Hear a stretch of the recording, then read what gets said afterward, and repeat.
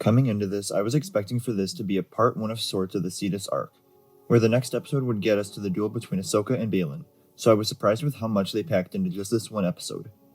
Now of course the big thing from this episode is the ending, but first I've got to go through the rest of the episode. We open up on Sabine and Huyang fixing the ship, and even though he had a much smaller role in this episode, I was glad to see Huyang be helpful without the sass added on. And even when the HK droids attacked, he proved to be much more capable than I was expecting from him.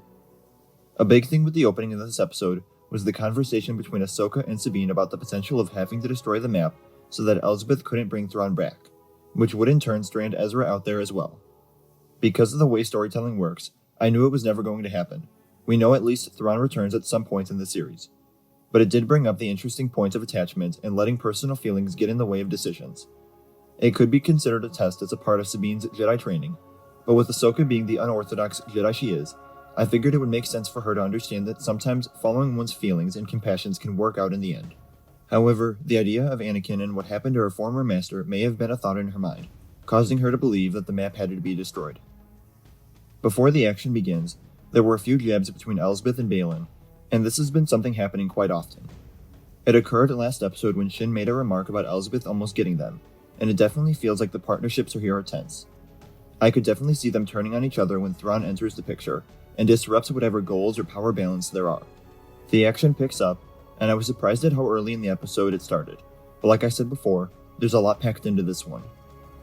We get to finally see Sabine suit up in her Mandalorian gear, and I was glad we got to see her start out with her Mandalorian weapons and gadgets, something she's much more proficient in compared to the lightsaber. They quickly take down the droids and minions, and then there's a nice moment where Huyang is concerned about their safety, remarking that they should stick together. And funny enough, things start to go bad once they split apart. Initially just to duel different enemies, but eventually it results in Sabine traveling to another galaxy and Ahsoka in the world between worlds. But I'm getting ahead of myself here. We get 2 very different lightsaber duels in the forest, one between Sabine and Shin, the other between Ahsoka and Marok.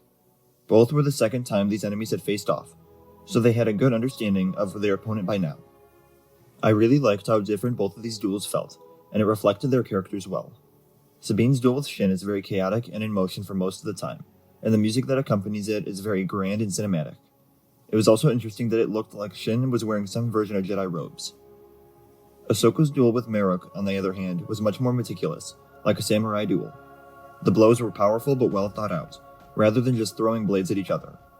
The music was also a lot slower and suspenseful, all leading up to Marok dying by a slash to the chest in a move very similar to a samurai with a blade. This was a very anticlimactic death, as he dissolves into dust in the wind, but then again, most of the hype surrounding the character had been created by fan theories and reports. It's unfortunate that this character was built up to be someone we knew under the mask, and the character design and mystery surrounding him did make it seem so, but at the end of the day, there wasn't anything about him that confirmed to fans that he had a mysterious identity. After seeing the title of Fallen Jedi, I had gotten my hopes up that the Imperial Inquisitor was someone we knew from the prequels, but there are so many people that the title could refer to. Ahsoka, Baylan, even Anakin, which I'll get into later. Marok's death did make me realize how many villains there are in the series, and for this one character, there wasn't anything special about him. We barely spent any time with him, and he never proved to be all that skillful. It does feel at times like there are just too many enemies to really fully develop any of them, at least so far. And even with Marok out of the way, Thrawn will probably be introduced in the next episode, so we'll still have just as many mouths to feed.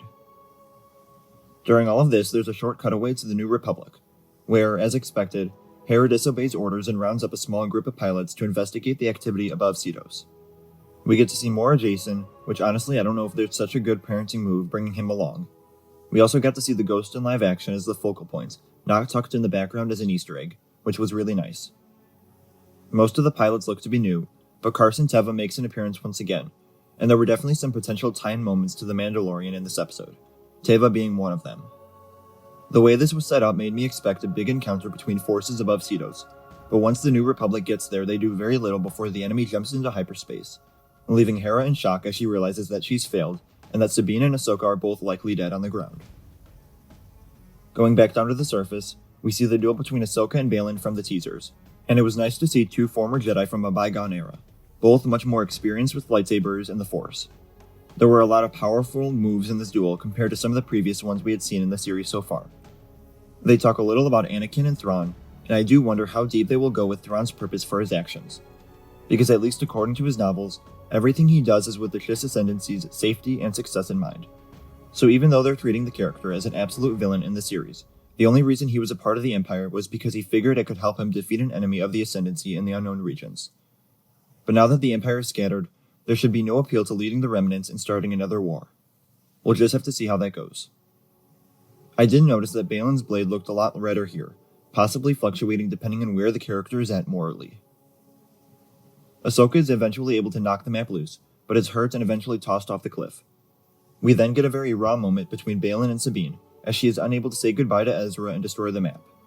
He mentions how her family died on Mandalore because Ahsoka didn't trust her, and this is another connection to the Mandalorian.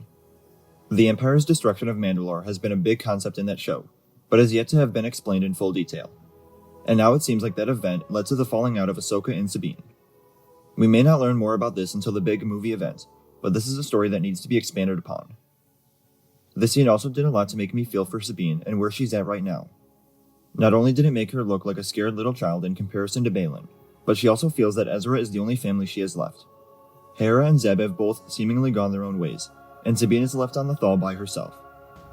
Her and Ezra had a special bond in the show as they grew up together on the Ghost, so of course she's going to do whatever she can to rescue him.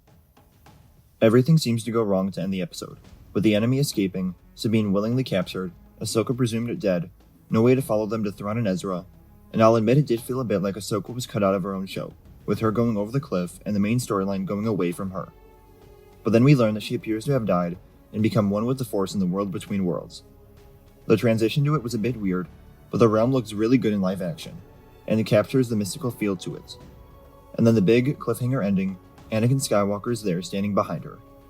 The face definitely caught me off guard, as he looks a little like the character from the Battlefront games, but I much prefer it this way compared to not de-aging him at all like they did in the Kenobi series.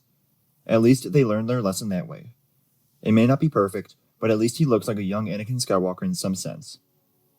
Now, there's a lot to talk about here, and I'm going to be making another video talking about what we can expect to see stemming from this moment in the next episode. But the big thing I want to point out is that the lightsaber on Anakin's belt is not the legendary Skywalker lightsaber hilt, but the black one that Vader used, and the episode ends with the Vader theme. This may look to be the benevolent Anakin Skywalker reuniting with his apprentice, but there is going to be a darker element to the next episode. Mark my words. What did you think of this episode? Let me know in the comments below. Remember to like the video, and subscribe for coverage of Ahsoka as a new episode premieres every week, and remember to follow me on Instagram, Twitter, and TikTok. Thank you all for watching, and remember, the Force will be with you. Always.